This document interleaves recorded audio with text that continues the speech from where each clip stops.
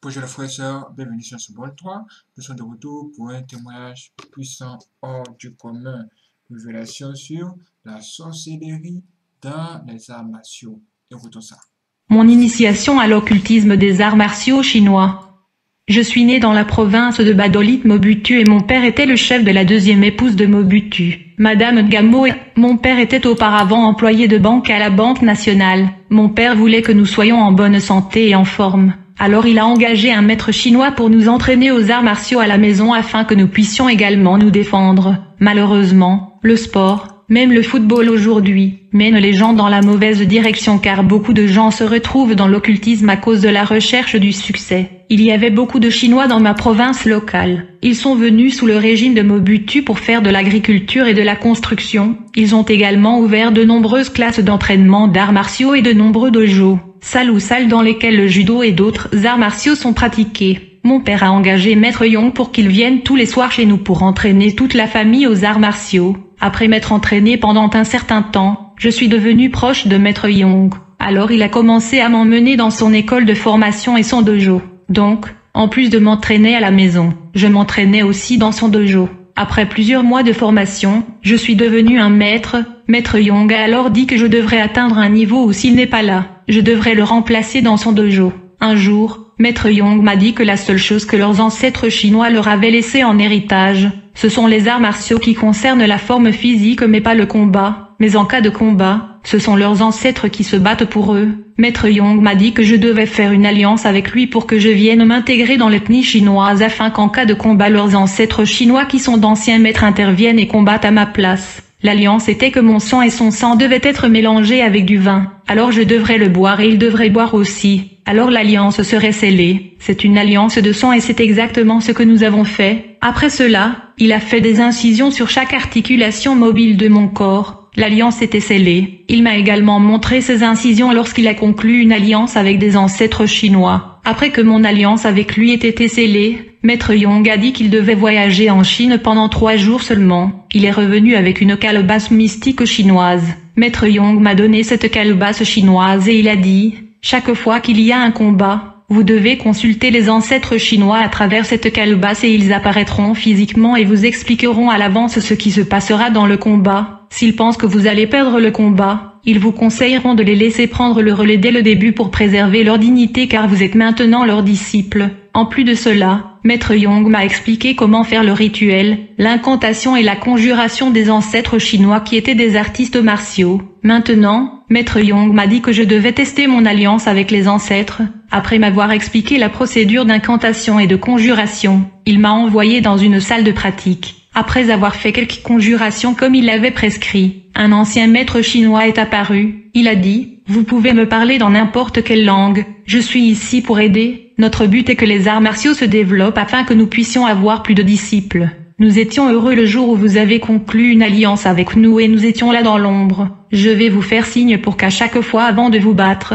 vous fassiez ce signe et ensuite nous interviendrons. Chaque fois que vous ferez ce signe, nous viendrons, soit nous observerons, soit nous nous battrons. Ainsi chaque fois que j'ai eu à combattre j'irai d'abord consulter les ancêtres par invocation à travers cette calebasse. Ils apparaîtront physiquement et me conseilleront sur ce qu'il faut faire. Le signe était de toucher la hanche. Beaucoup d'artistes martiaux touchent les hanches avant le combat sans conséquence parce qu'ils ne sont pas dans l'alliance mais comme j'étais dans l'alliance. Si je le faisais, les maîtres chinois apparaîtraient, ils resteront debout et observeront le combat à moins que je ne leur donne l'autorisation, ils ne s'impliqueront pas. Maître Yong a dit que j'avais besoin d'une confidente dans ma famille pour lui expliquer mon alliance avec les ancêtres chinois et que la confidente portera ma calebasse pendant que je combats, sinon je perdrai. Il m'a dit que ma mère avait été choisie pour être cette confidente. J'ai décidé de parler à ma mère. Je lui ai tout expliqué. Elle a accepté et chaque fois que je me battais, elle était censée tenir la calebasse. Maintenant, pour amener les ancêtres chinois à se battre à ma place, il y avait 2 scénarios. La première est que je devrais taper mes mains 2 fois. Alors mon esprit quittera mon corps et se tiendra à l'écart en tant qu'observateur.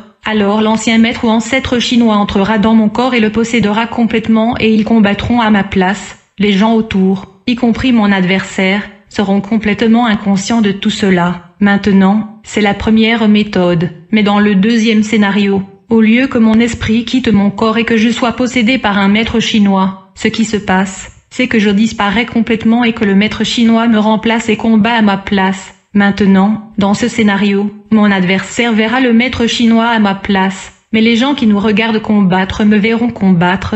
Maintenant, les ancêtres chinois qui se battaient pour moi étaient les créateurs de la discipline des arts martiaux que je pratiquais. Quelque chose est arrivé à mon maître Yong. Il a été renvoyé en Chine. Maintenant, ce qui s'est passé, c'est que maître Yong avec la diaspora chinoise faisait de l'agriculture et ils avaient beaucoup de terres. Certains membres indisciplinés des forces armées sont venus semer le trouble sur la terre chinoise. Cela a provoqué des conflits et des combats entre les soldats chinois et congolais. En conséquence, de nombreux Chinois ont été rapatriés, dont maître Yong. Un jour, je devais me battre. J'ai sorti ma calebasse dans le salon pour consulter les ancêtres chinois. Je l'ai posée sur la table et je suis allé dans ma chambre mettre l'uniforme pour me faire bénir par les ancêtres. Pendant que je mettais mon uniforme, mon frère est entré dans le salon et était curieux au sujet de ma calebasse chinoise et était sur le point de la toucher lorsque 5 ancêtres des arts martiaux chinois sont apparus et ont commencé à le battre.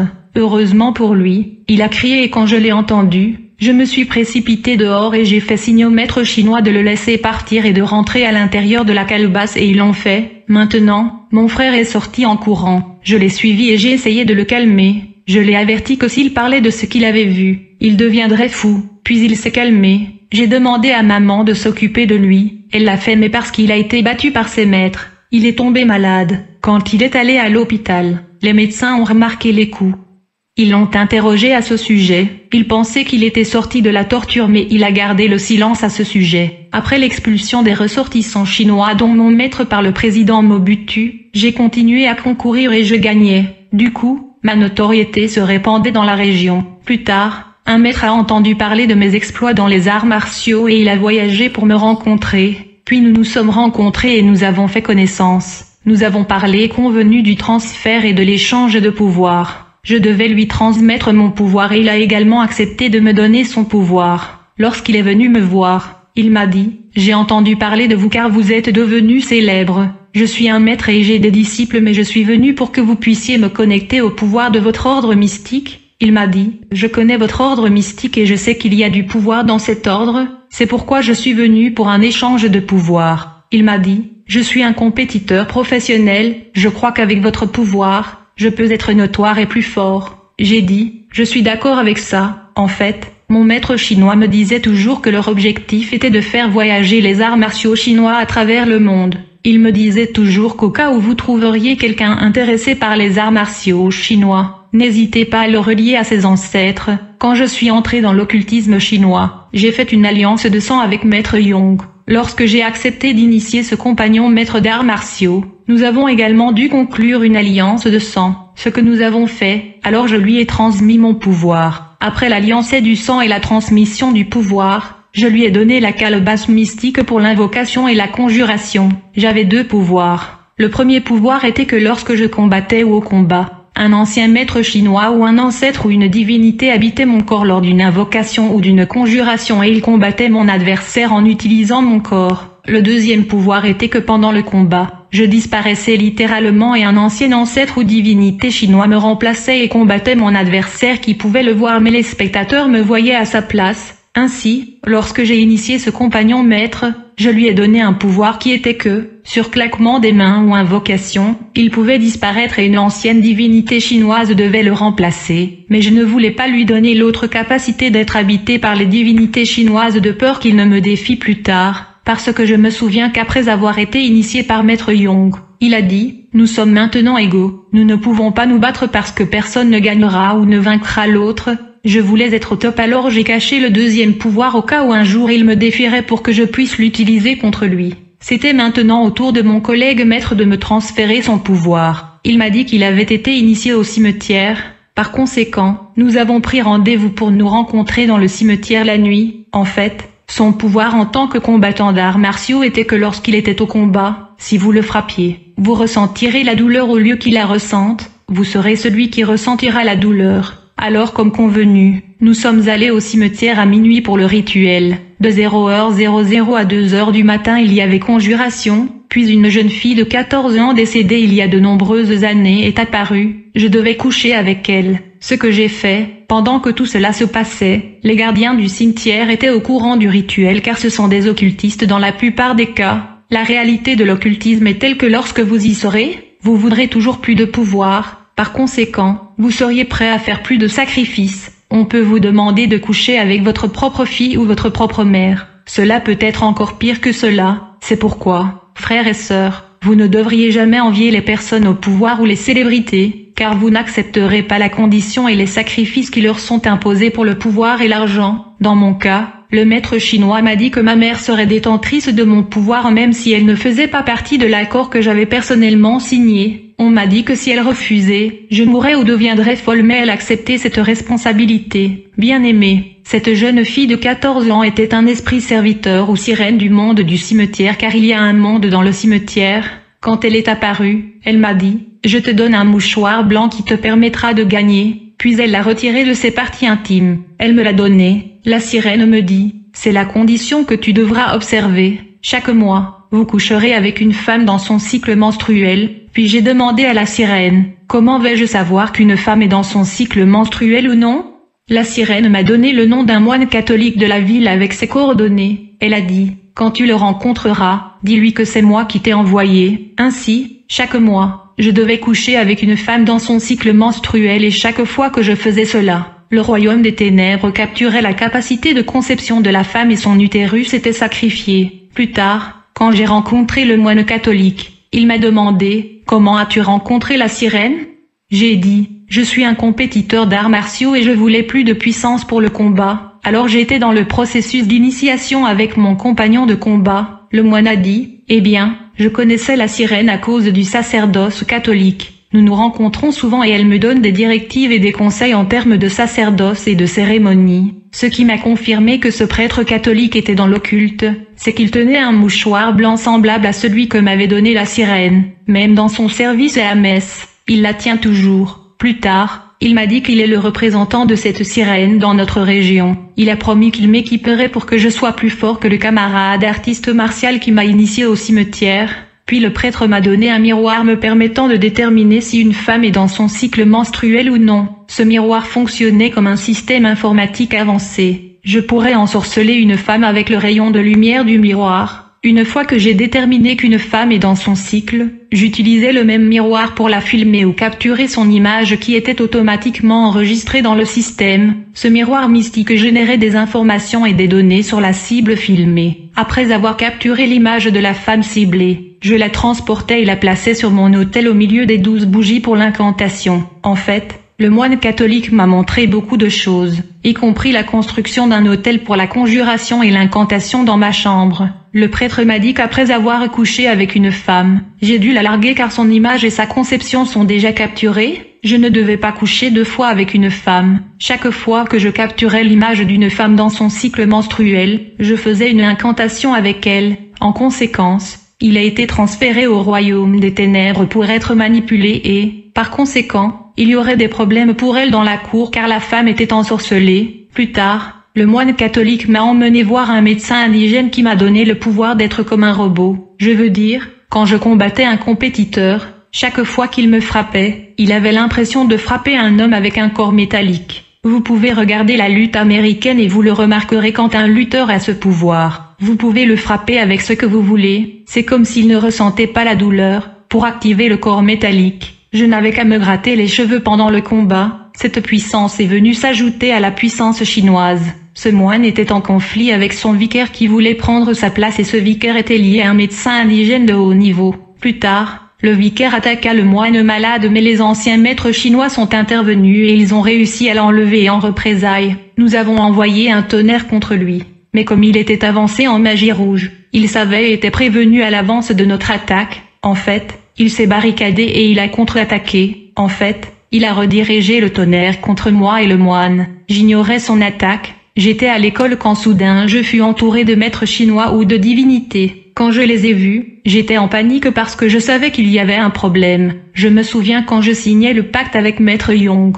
Il m'a dit que si je suis en danger, ils interviendront même si j'ignore le danger. Alors quand ils m'ont encerclé, quelques secondes plus tard, le tonnerre a frappé la zone et 2 des divinités chinoises ont été touchées. Ils ont eu le dos brûlé par le tonnerre. Ils ont été aidés par les autres et avant de disparaître, ils m'ont salué. C'est comme s'ils venaient prendre le coup à ma place. Après ce coup de tonnerre, l'école a été ajournée et les élèves ont été invités à rentrer chez eux. Quand je suis entré chez moi, les anciens maîtres chinois m'ont dit, le vicaire que je combattais avec le moine est beaucoup plus puissant que nous tous. Plus tard, le vicaire qui était avancé dans l'occultisme a réussi à tuer le moine. Je me souviens que nous étions tous à l'enterrement de la messe que le vicaire célébrait. J'étais tellement en colère que j'ai ordonné à un maître chinois de le frapper. Ce qu'il a fait et le vicaire est tombé par terre autour du cercueil du moine dans cette église. Cela a confirmé les soupçons des gens qu'il était responsable de la mort du moine. Après les funérailles, j'ai donné au maître chinois l'injonction de le maltraiter. Finalement, il abandonna la paroisse et s'enfuit. Les dieux et les ancêtres du peuple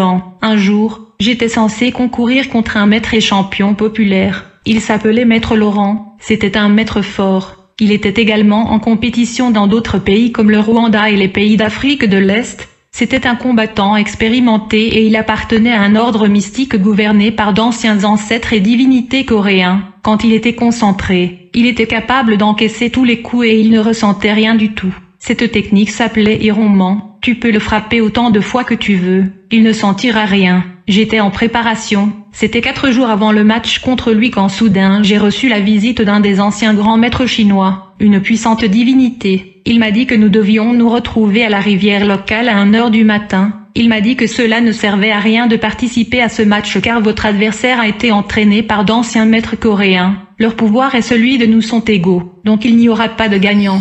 L'ancien maître chinois m'a dit qu'ils avaient parlé aux anciens maîtres et divinités coréens et étaient parvenus à un accord selon lequel les deux parties ne devaient pas intervenir dans ce combat et que les concurrents devaient utiliser leurs compétences naturelles. La divinité chinoise m'a dit que le problème c'est que Maître Laurent est fort physiquement et beaucoup plus expérimenté et que sans leur aide je perdais. Il m'a donc proposé de m'enseigner 3 nouvelles techniques d'1h du matin jusqu'au matin. Il a dit qu'il faut des semaines pour l'apprendre physiquement mais comme nous l'apprenons spirituellement en utilisant le corps astral, cela prendra des heures. Tout d'abord, j'ai appris la technique de Maître Laurent appelée l'homme d'acier. J'ai également appris une nouvelle technique appelée griffe d'aigle. La divinité chinoise m'a également appris une technique appelée main de fer avec laquelle je pouvais neutraliser la technique de l'homme d'acier de Maître Laurent. Après avoir appris ces 3 nouvelles techniques, le grand maître m'a dit qu'il serait là dans le match mais qu'il n'interviendrait pas en ma faveur. Je devrais utiliser mes propres capacités de combattant, y compris les nouvelles techniques, puis il arriva qu'à la suite de ce concours, Maître Laurent abandonna le combat. Les gens étaient en colère car ils avaient déjà payé leur argent pour voir le match.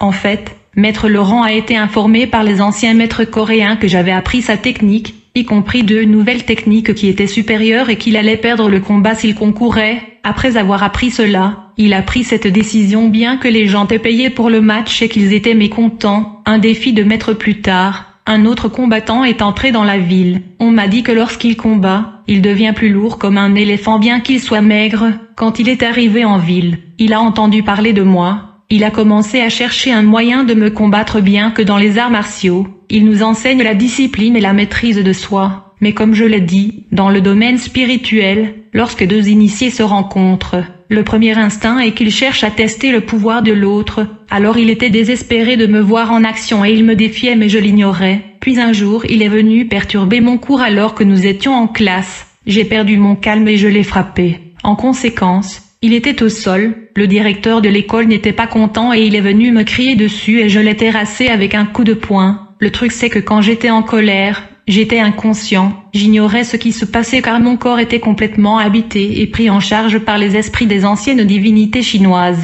Mais Dieu merci, ma copine a fait venir ma mère pour me calmer. Ma mère me touchait les cheveux pour me calmer. En conséquence, j'ai pu reprendre conscience. C'est extraordinaire. Merci de regarder cette vidéo. Nous donnons rendez-vous tout de suite pour la deuxième partie sur notre compte 3. Abonnez-vous et partagez avec vos amis.